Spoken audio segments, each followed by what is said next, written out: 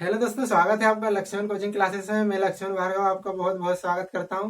दोस्तों, इससे पहले हम पॉलिटी के अंतर्गत संविधान के महत्वपूर्ण अनुच्छेद, संविधान के भाग, संविधान की अनुसूचियों के बारे में देख चुके हैं। अब इसके बाद अगला अपना टॉपिक है महत्वपूर्ण संविधान संशोधन। दोस्तों, इससे भी एग्जाम में हमेशा क्वेश्चन पूछे जाते हैं कि कौन से संविधान संशोधन के द्वारा संविधान में ये जोड़ा गया था, कौन से संविधान ऐसे दे दिया जाता कि ये दे दिया उन्हें नौवीं अनुसूची किस संविधान संशोधन के द्वारा जोड़ी गई।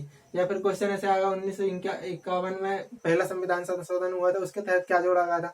तो ऐसे क्वेश्चन जो है संविधान संशोधनों से भी पूछे जाते हैं। तो दोस्तों अपन ठीक है शुरू करते हैं।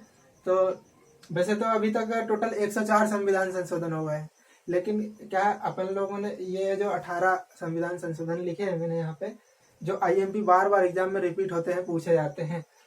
तो ठीक है, अपन लोग इतने के बारे में देखेंगे कि पहला संविधान संशोधन दोस्तों 26 जनवरी 1950 को संविधान लागू हुआ था और 1951 में ही पहला संविधान संशोधन हो गया था, जिसके तहत 9वीं अनुसूची जोड़ी गई थी। क्योंकि मूल संविधान में कितनी अनुसूची थी? 8 अनुसूची थी, तो 9वीं अनुसूची जोड़ी गई थी। उसमें क्या भूमि सुधार से संबंधित कुछ कानून बनाए थे, कुछ विषय रखे गए थे, तो उनको जो है 9वीं अनुसूची में जोड़ दिया गया था। इसके बाद अगले की बात करें कि 7वां संविधान संशोधन। ठीक है, बीच के जो है वो उनको अपने को आईएमपी नहीं है। वो सातवें की बात करें दोस्तों, 7वें में क्या है 1956 में किया गया था। इससे 1956 से पहले दोस्तों जो था अपना 1900, इसकी बात करते हैं कि 1956 में क्या है, राज्य पुनर्गठन आयोग का गठन किया गया है ना। राज्य पुनर्गठन आयोग का गठन किया गया, किसकी अध्यक्षता में? फजल अली की अध्यक्षता में। इससे पहले ये है कि जो है राज्य जो थे ना भारत में, वो जो थे प्रशासनिक, मतलब जो प्रशासनिक दृष्टि से बटे हुए थे कि जो है इधर का ऐसे करके इतने में जो है, इसमें बीच में से इस पर राज करने में जो है आसानी होगी, ऐसे बटे हुए थे। लेकिन क्या है कि जैसे भाषाई आधार पे राज्यों का गठन करने की मांग उठने लगी, तो क्या हुआ कि आंध्र प्रदेश को भाषाई आधार पर पहले राज्य का गठन कर दिया गया। इसके बाद क्या किया कि और सभी दूर से भाषाई आधार पर गठन करने की मांग उठने लगी, तो इसलिए 1956 में राज्य पुनर्गठन आयोग का गठन किया गया था कि भैया एक सिरे से फिर से राज्यों का पुनर्गठन कर देते भाषाई आधार पे। तो ठीक है, 1956 में ये अपना हो गया। इसके साथ ही 1956 का ये 7वां संविधान संशोधन था। इसमें एक बात और जोड़ी गई थी कि जो है 2 राज्यों के लिए एक हाई कोर्ट हो सकता है। ठीक है, 2 राज्यों को एक ही हाई कोर्ट के न्यायिक क्षेत्र के अंतर्गत रख सकते हैं। इसके साथ ही 2 राज्यों के लिए एक ही राज्यपाल नियुक्त किया जा सकता है, इसको भी ध्यान रखना। ठीक है, ये भी जो है 1956 के 7वें संविधान संशोधन में हो गया था। इसके बाद 13वें संविधान संशोधन 1962 में हुआ था। तो इसमें क्या था, नागालैंड को राज्य का दर्जा दे दिया गया था। ये भी दोस्तों पूछा गया है एग्जाम में कि जो है 13वें संविधान संशोधन में नागालैंड को राज्य का दर्जा दिया गया है। ठीक है, इसके बाद दोस्तों बात करते हैं 42वां संविधान संशोधन 1976। इसकी बात करें तो दोस्तों इसको जो है लघु संविधान भी कहा जाता है कि इसमें जो है 1976 में 42वां संविधान संशोधन में बहुत लंबा चौड़ा संविधान संशोधन कर दिया था। 1976 में आपातकाल लगा हुआ था और आपातकाल में ही संशोधन किया गया था। तो इसको जो है लघु संविधान भी कहते हैं। ऐसा क्वेश्चन भी आता है, लघु संविधान किस संविधान संशोधन को कहा जाता है? तो उसका आंसर क्या होगा? 42वां। इसके बाद आता है, इसमें जो है शिक्षा को समवर्ती सूची का विषय बना दिया गया है। इससे पहले जो है शिक्षा जो थी ना, वो राज्य सूची का विषय था कि शिक्षा के क्षेत्र में कानून कौन बनाएगा? राज्य। लेकिन 1976 में ये संविधान संशोधन किया गया और शिक्षा को समवर्ती सूची का विषय बना दिया गया, समवर्ती सूची में जोड़ दिया कि जो है इस पर राज्य भी कानून बना सकता है और केंद्र सरकार भी कानून बना सकती है।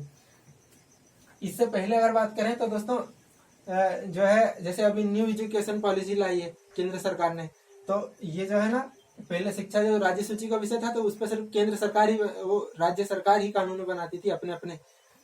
ठीक है, इसके बाद अगली बात करें कि इसमें जो है प्रस्तावना में संशोधन किया गया था।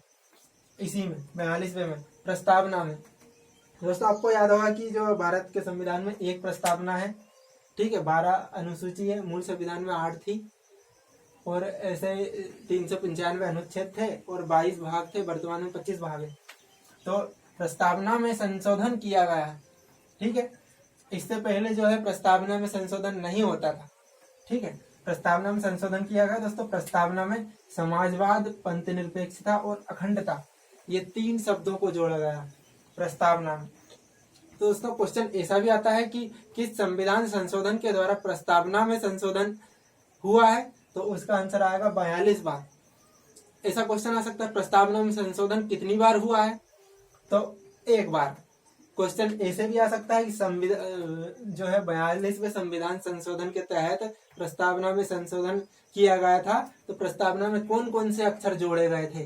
तो ऐसे 4 ऑप्शन दे दिए जाएंगे, 1, 2, 3 और एक कोई सा चौथा। तो कौन सा ऑप्शन नहीं जोड़ा गया था, तो उसका आंसर आप लोग ये तीनों को याद रखना और चौथा जो है वो आ जाएगा, ठीक है। इसके बाद अगली बात करना, तो दोस्तों इसमें 10 मौलिक कर्तव्यों को जोड़ा गया है ना। 10 मौलिक कर्तव्यों, मूल संविधान में मौलिक कर्तव्य नहीं थे, जो 42वें संशोधन के द्वारा ही उनको जोड़ा गया 10 को, ठीक है। और इनको कहाँ रखा गया, अनुच्छेद 51 का में, है ना, इसको याद रखना। इसके बाद दोस्तों बात करें अनुच्छेद 51 का में 10 मौलिक कर्तव्यों को रखा गया। इसके बाद ही बात करें कि 11वां मौलिक कर्तव्य कब जोड़ा गया, तो उसके लिए इधर बात करेंगे अपन लोग यहाँ पे, ठीक है। अभी देखते हैं, ये अपने 10 मौलिक कर्तव्य जोड़ दिए गए। इसके बाद बात करें तो अभिकरणों की स्थापना की गई, ठीक है दोस्तों। अभिकरणों की स्थापना भी की गई। अब जब हमने संविधान के भाग पढ़े थे, तब भाग 14 का में पढ़ा था अभिकरण के बारे में, 14 का। तो ये वो अभिकरणों की स्थापना भी इसी संशोधन में की गई थी। इसके बाद बात करें 44वां संशोधन 1978 में किया गया था, और ये भी थोड़ा ज्यादा ही था। तो इसमें क्या किया गया था कि संपत्ति का जो अधिकार है, पहले कानूनी अधिकार था, लेकिन क्या किया गया 44वें संशोधन के द्वारा उसको कानूनी अधिकार से नहीं, मूल अधिकार था पहले, मूल अधिकार से उसको हटा के उसको विधिक अधिकार बना दिया गया। और जो था पहले किस अनुच्छेद में था, पहले वो था 31 में, 31 में से उसको हटा के कहा 300 का में रख दिया कि जो है संपत्ति का अधिकार कानूनी अधिकार है। इसके साथ ही दूसरी बात करें कि जो दोस्तों राष्ट्रीय आपातकाल लगाया जाता है, तो जैसे यहाँ पे क्या किया गया था, आपातकाल लगे हुए में ये इतना सारा संशोधन हुआ था। तो जब आपातकाल हट गया तो दूसरी सरकार आई, तो उन्होंने क्या किया, ये संशोधन कर दिया। और इसमें क्या लिखा गया कि राष्ट्रीय आपात का जो आधार है वो आंतरिक अशांति ना हो करके सशस्त्र विद्रोह होगा, ठीक है। तो इस समय जो आपातकाल लगाया गया था वो किस आधार पर लगाया गया था कि आंतरिक अशांति के कारण विपक्ष के नेता जो है वो ज्यादा वो कर रहे थे, आंतरिक अशांति फैल गई थी, तो इस वजह से आपातकाल लगा दिया गया था।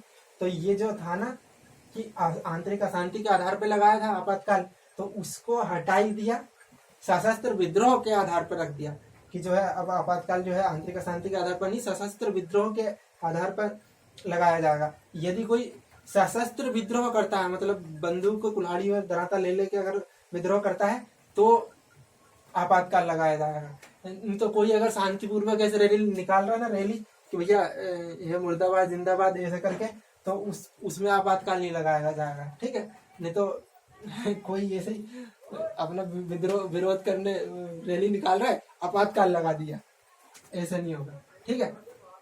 अगला क्या हुआ था कि लोकसभा और विधानसभा, लोकसभा और राज्य की जो विधानसभाओं की जो अवधि थी वो पहले 6 वर्ष थी, उसको कम करके 5 वर्ष कर दिया गया। ऐसा भी क्वेश्चन आता है कि लोकसभा और राज्य विधानसभाओं की अवधि जो है 6 वर्ष से घटाकर 5 वर्ष किसके तहत की गई थी, तो 44वें के तहत। ऐसे ही फिर अगली बात करें, राष्ट्रपति और उपराष्ट्रपति के चुनाव में अगर कोई विवाद आता है तो उसका विवाद कौन सॉल्व करेगा, उच्चतम न्यायालय, सुप्रीम कोर्ट सॉल्व करेगा। तो ये बात भी इसी के तहत लिखी गई, ठीक। ऐसा क्वेश्चन एग्जाम में आता है, राष्ट्रपति और उपराष्ट्रपति के चुनाव में अगर कोई विवाद आता है तो उसको कौन देखेगा, तो उसका आंसर होगा उच्चतम न्यायालय, सुप्रीम कोर्ट, ठीक है।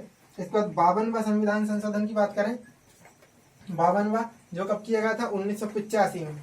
तो दोस्तों 1985 में, तो इसमें क्या था, दल बदल विरोधी कानून।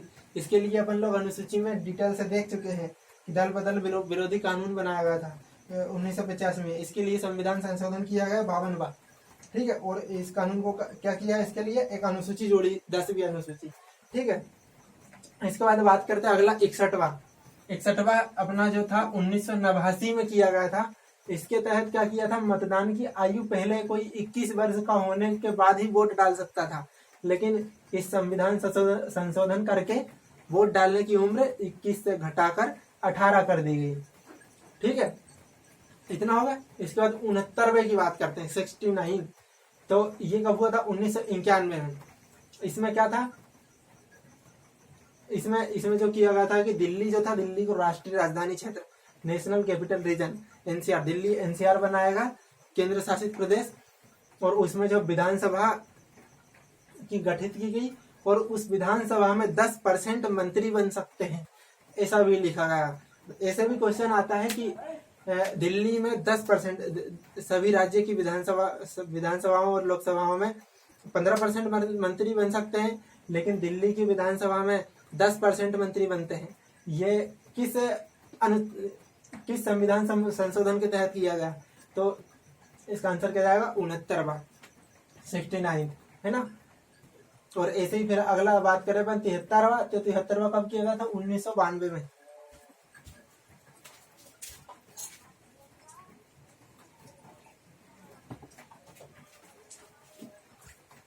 और दोस्तों 73वां जो है 1992 में किया गया था। ठीक है, पानी पीने का था। 73वां 1992 में किया गया था। ठीक है, और इसमें क्या पंचायती राज अधिनियम लाए थे। ठीक है, और जो कि कब लागू हुआ था, 24 अप्रैल 1993 से। इसको भी अपन लोग जो है 11वीं अनुसूची जोड़ी गई, इसके तहत उसमें 29 विषय लिखे गए। इसके लिए अपन लोग अनुसूची वाले में देख चुके हैं इसको बिल्कुल डिटेल से, है ना। फिर बात करें 74वां संशोधन 1993 में किया गया। इसके लिए नगरपालिका के लिए एक एक्ट लाए थे।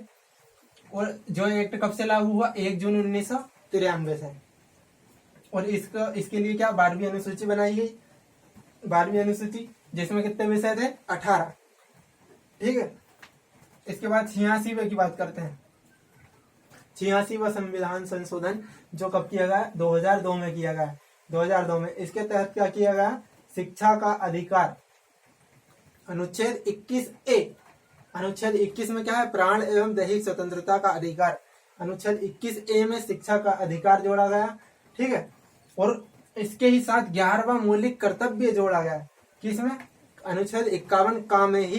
पहले से 10 थे, पहले से नहीं थे, कब मूल संविधान में तो नहीं थे, लेकिन किसके तहत जोड़े गए थे, इसमें, यही था ना अपना, हाँ 42वें के तहत 10 जोड़े गए थे, 11वां यहाँ जोड़ दिया। ठीक है, कब, 2002 में। 11वां मौलिक कर्तव्य, इसमें क्या था, 11वां मौलिक कर्तव्य क्या था, ये 11वां मौलिक कर्तव्य था कि माता पिता अपने 6 से लेकर 14 वर्ष के बच्चों को शिक्षा प्राप्त अवश्य करवाएंगे, ये था। ठीक है, इसके बाद बात करते हैं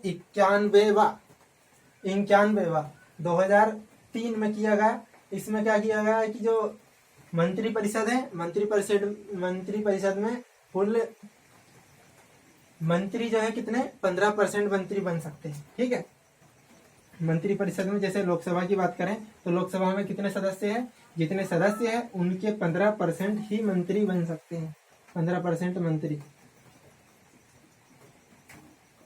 15% मंत्री बन सकते हैं। इसके बाद बात करें 99वां 2014 में किया गया था। इसके तहत राष्ट्रीय न्यायिक नियुक्ति आयोग की स्थापना की गई।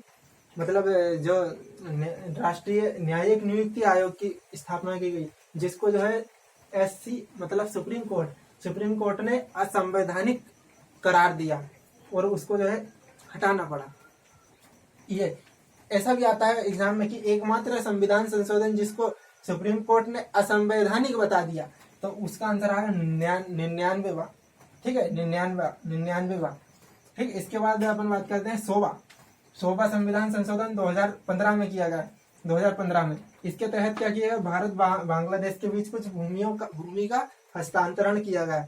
जैसे भारत सरकार और बांग्लादेश की सरकार के बीच में बातचीत हुई कि भैया ये इधर की थोड़ी सी भूमि जो है तुम इसका शासन तुम अच्छे से कर पाओगे, ये वाली तुम रख लो, और इधर की ये जो भूमि है इसका शासन जो है हम अच्छे से कर पाएंगे, ये हमारे थोड़े पास पड़ती है और भी कुछ जो वजह के कारण। तो ऐसे करके उन्होंने दोनों सहमत हो गए, तो ये इन्होंने रख ली और वो उनको दे दी। तो ऐसे करके भारत और बांग्लादेश के बीच में भूमि का हस्तांतरण हो गया। तो उसके लिए संविधान संशोधन किया गया। कौन सा? 100वां। इसके बाद बात करते हैं 101 की। तो 101वां कब किया गया? 2017 में किया गया। 2017 में जीएसटी आया था, गुड्स एंड सर्विस टैक्स, और गुड्स एंड सर्विस टैक्स अधिनियम। तो और ये लागू कब से हुआ? 1 जुलाई 2017 से। तो इसके लिए संविधान संशोधन किया था 2017 में 101वां। 102 की बात करें तो दोस्तों ओबीसी आयोग को संवैधानिक बना दिया गया है ना। मूल रूप से संविधान में ओबीसी आयोग के बारे में उल्लेख नहीं था, तो 102 संविधान संशोधन 2018 से ओबीसी आयोग को संविधान में जोड़ दिया गया। और दोस्तों इसकी बात करें, जीएस 101वां संविधान संशोधन में जीएसटी जब लागू की थी तो इसके तहत 279 ए में जीएसटी